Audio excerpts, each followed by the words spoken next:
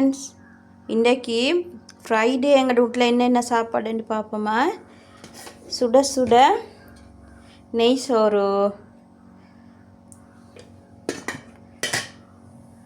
இங்கே அப்படியே வந்தீங்கன்னா இறைச்சி நல்லா வதக்கி எடுத்துக்கிறோம்.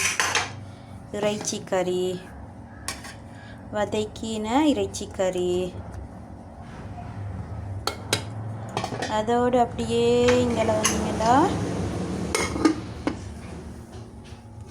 போஞ்சிக்காய் கறி நல்லா பாலுக்கு ஆக்கி எடுத்துக்கிறோம். அதோட அப்பளம் பொரிச்சுக்கிறோம்.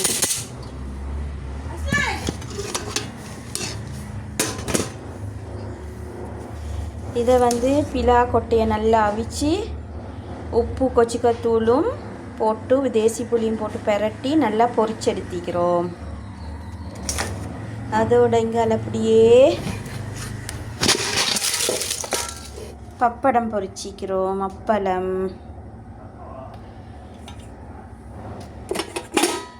தான் எங்களோட வீட்டு சாப்பாடு. வாங்க சாப்பிடலாம்.